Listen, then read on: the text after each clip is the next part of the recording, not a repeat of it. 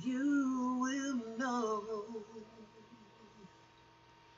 Troubled heart, you'll know. Problems have solution. Trust and I will show. Oh, oh, you will know. Lonely heart, you'll know. Every life has reason, for I made it so.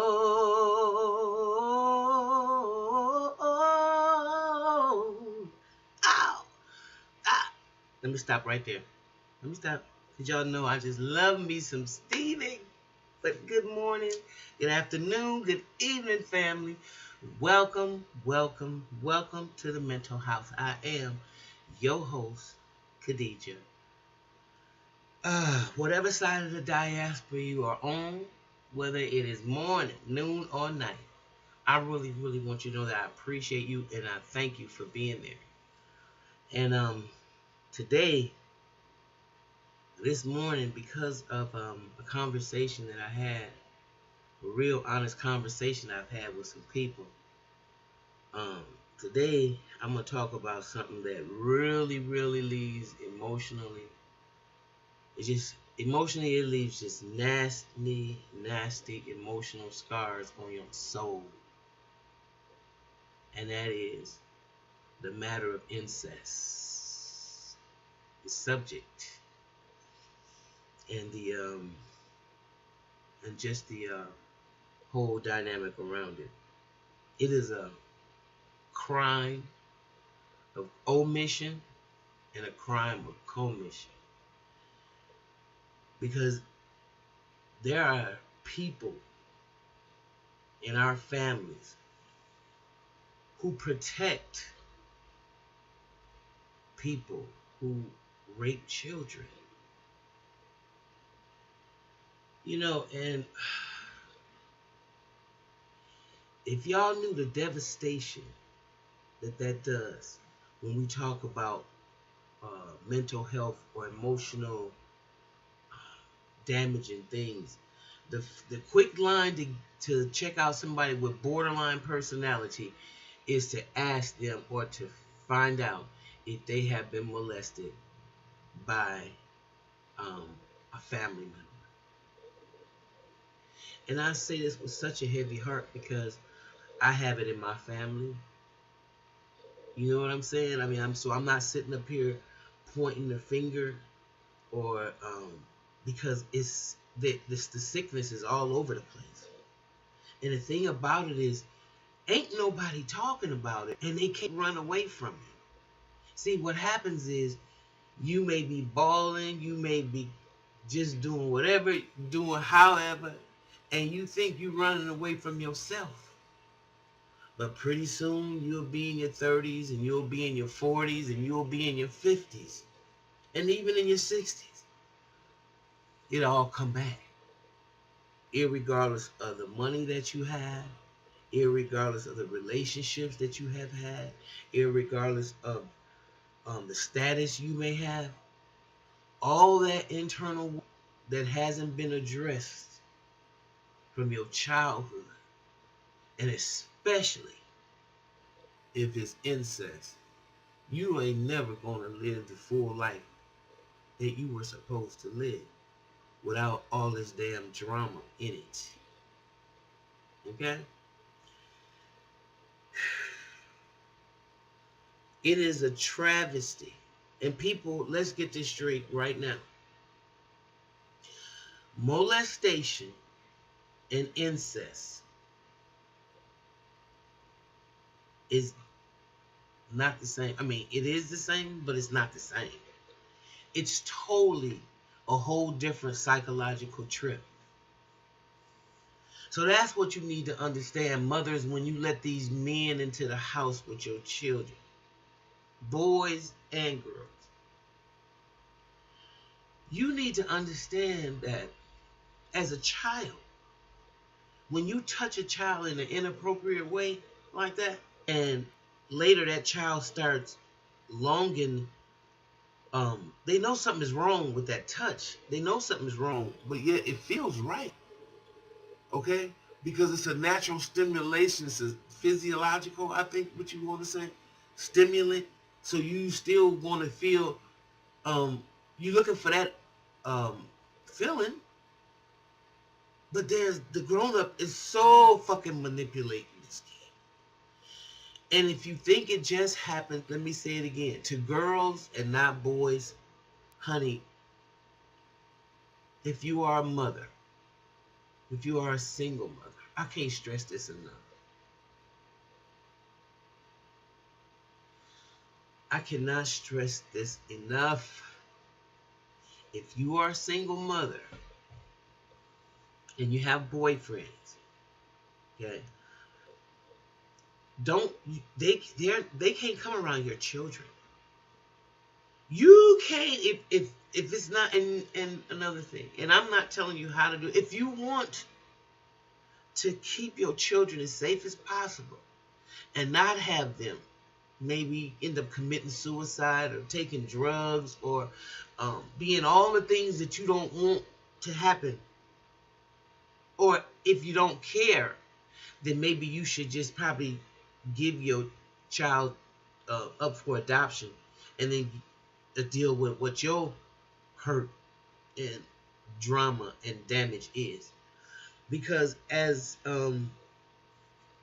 you think about how your children, most of the times people that have been damaged by this, when they start acting out sexually, the first thing these guys want to say about them is, oh, look at her, she's a hoe, oh, she's a this. And listen, half of them is raping little girls anyway.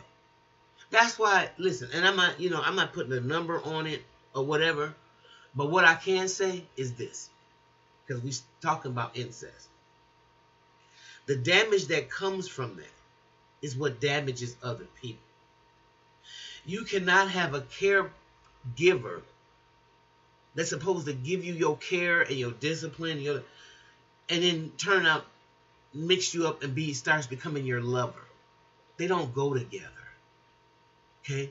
So, and 70% of the girls who have been of molestation, incest, is between a daughter and a stepfather, a daughter and a father.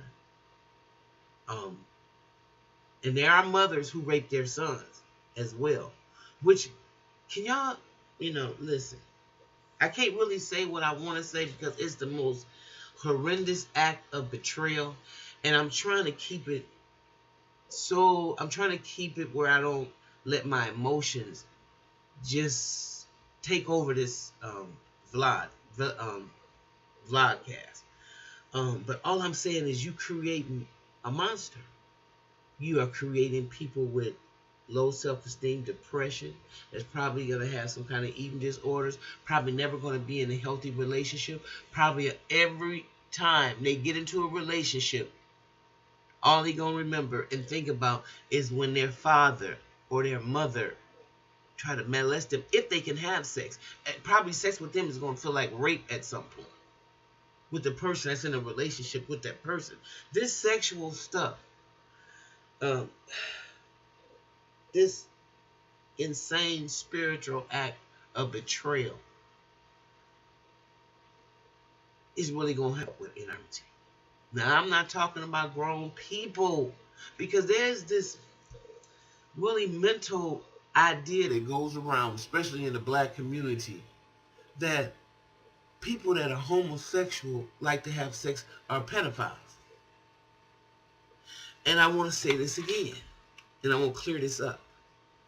Pedophiles are heterosexual, and pedophiles are homosexual. When you see a man that's 20, 21, 22, and he like to be around girls 13 and 14 and 8, and that, he's a damn pedophile. Okay? So let's put it in straight context. Because Ignorance is no excuse for the law, and there's no excuse for what the hell is happening in our goddamn community, and ain't nobody talking about it. And right here and right now, we gonna have to make a decision as people. Is we gonna let Uncle Johnny and Uncle Rudolph or Uncle Earl, Willie Mae Earl, or whoever the fuck he is, continue to come to the picnics? Excuse my French, y'all. See, I told you I didn't want to get crazy. Are we gonna continue to allow him to come to the picnic and put children in more, reopen their rape wounds? Or are we going to ostracize him, call the police, get this person the help that they need when they are out here molesting children? What are we going to do? How are we going to perform? What are we going to do? Because we can't afford to turn out no more wounded people because they can't run from themselves. And at the end of the day, it don't matter. At the end of the day, it don't matter how far they've been and how far they're going to go.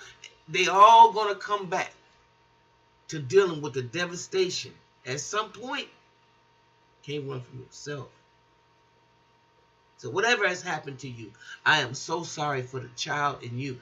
If you got that secret, or if you got that situation where somebody close to you, somebody that's supposed to represent a mother or a father to you, and they touched you and they gave the most highest form of betrayal and disrespect that a parent could give to a kid, a child, I'm so sorry. And I send my love to you. I send my love. Because no child deserves that. And no child is going to be healthy. It's just, there's an inability to have a healthy relationship if you don't really deal with and expose that side of yourself. And if it's to the therapist, if it's to a counselor, somebody you love or somebody you trust, and I don't mean somebody you probably having a sexual relationship with right now. I mean you need to get away. You need to get away from all that right now, unless it's somebody you really trust. But you have to deal with that, because if you're having problems in your relationship and that has happened to you, it ain't never gonna get right. You don't keep fighting over and over about the most stupidest, mundane, about the most insecure, about the most ridiculous. Your life is subject to a life of us almost walking dead. And that's what's going on in our community. And we got to talk about it, and we got to stop it. We just got to stop it, family. And with that being said, I will see you next time in the mental house. Bye-bye.